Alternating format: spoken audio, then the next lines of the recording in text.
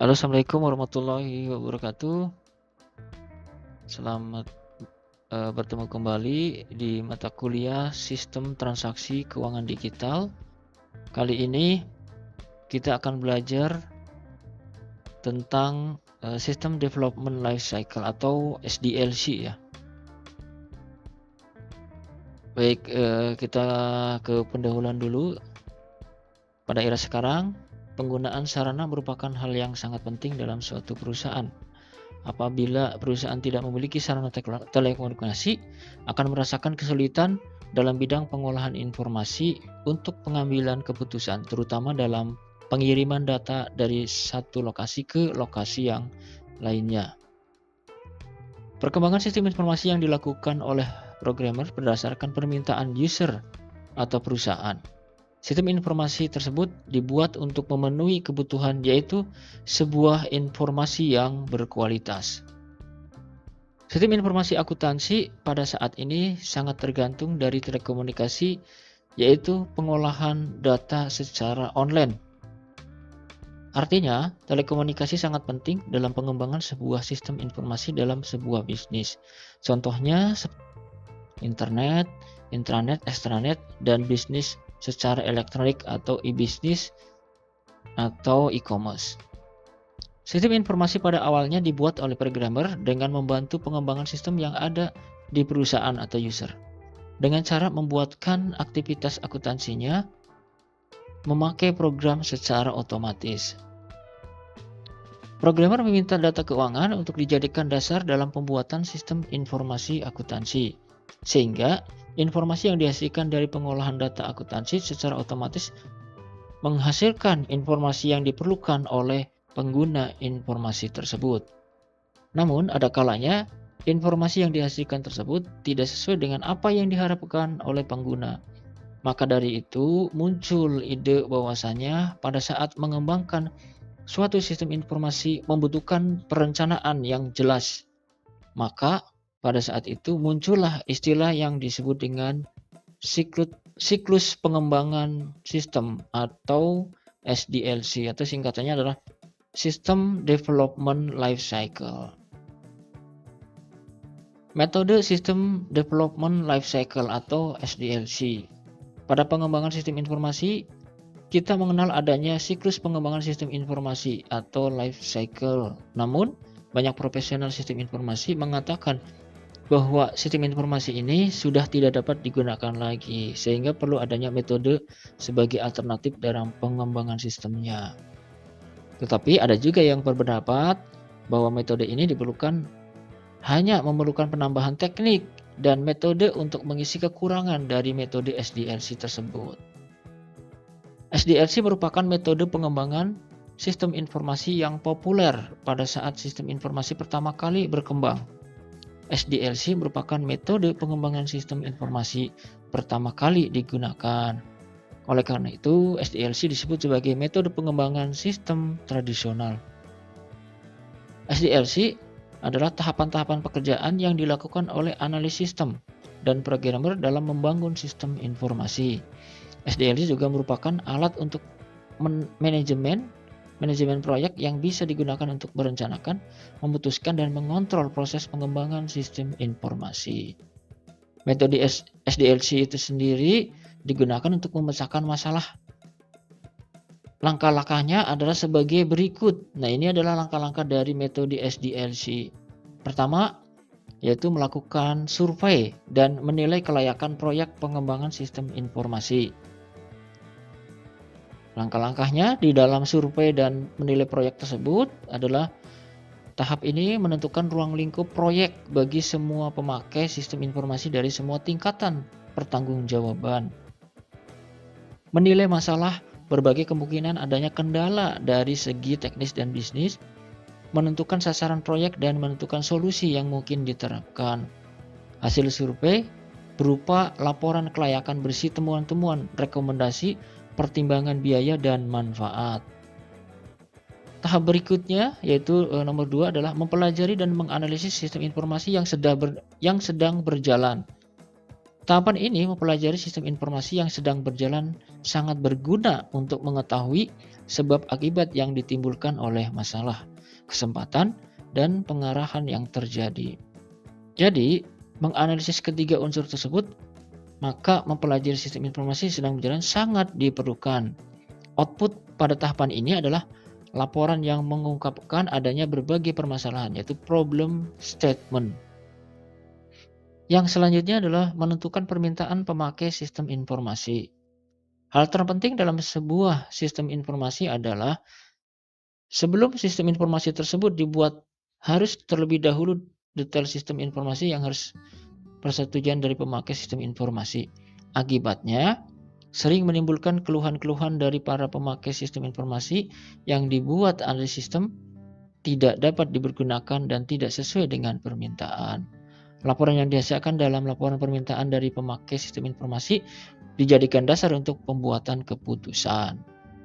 Yang selanjutnya adalah memilih solusi atau pemecahan masalah yang paling baik. Mengembangkan sistem informasi dilakukan berdasarkan keinginan pemakai.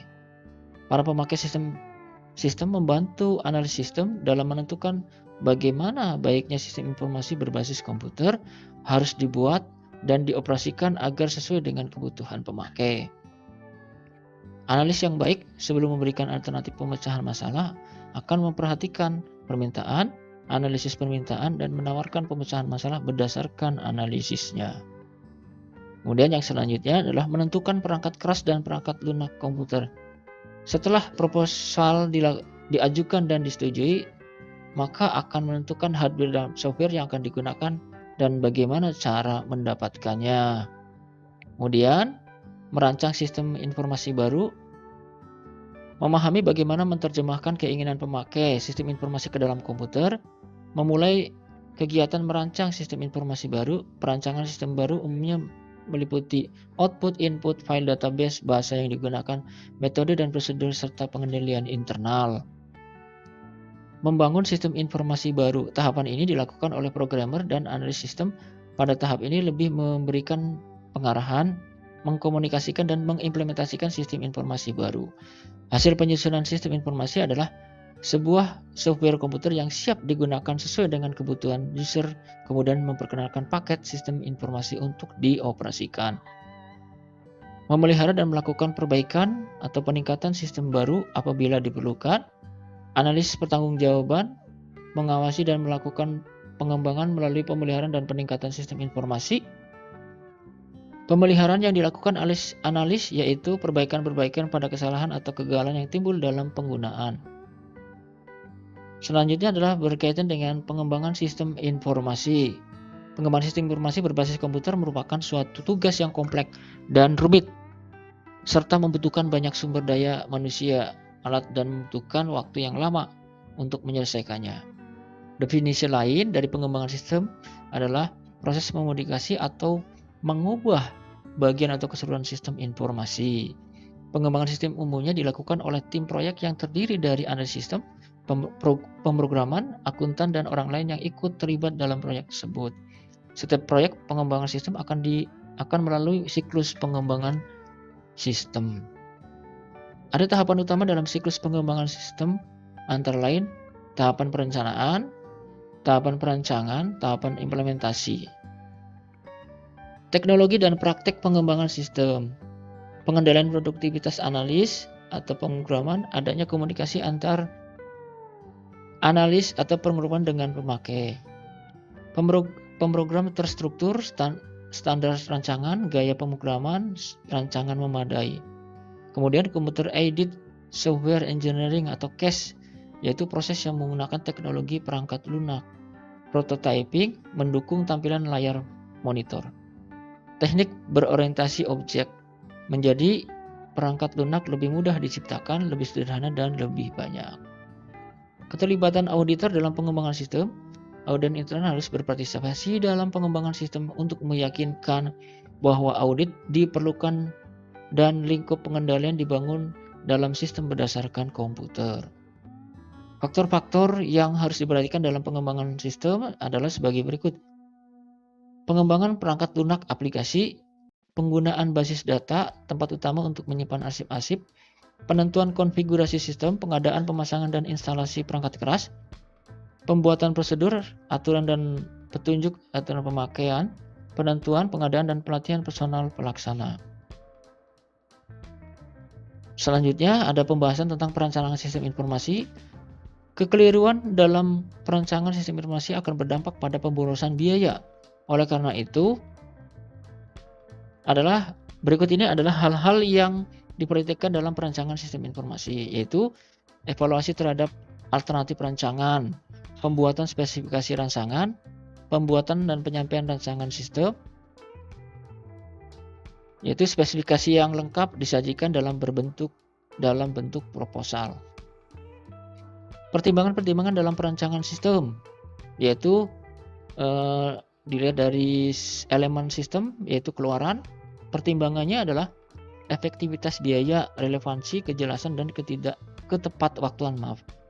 Kemudian ada database, yaitu keterpaduan, standarisasi, fleksibilitas, keamanan, efisiensi, dan organisasi. Kemudian pemrosesan data, ada efektivitas biaya, akurasi, keseragaman, dan keterpaduan. Masukan data, efektivitas biaya, akurasi, keseragaman, dan keterpaduan, serta pengendalian dan pengukuran keamanan berkaitan dengan efektivitas biaya, kelengkapan, dan kecocokan. Ini pertimbangan yang harus dilakukan pada saat merancang. Teknik-teknik perancangan yaitu perancangan formulir, lembar analisis formulir, diagram hierarki data, bahkan tata letak formulir, perancangan database, diagram struktur data, diagram tata letak catatan, lembar analisis file, matrik-matrik file. Paket-paket perancangan sistem membantu perancangan dalam menstrukturkan masalah perancangan dan menghemat waktu. Case. Pemilihan software dan hardware lebih murah, sudah siap pakai, perusahaan sudah dapat mencoba sebelum melakukan investasi bernilai besar.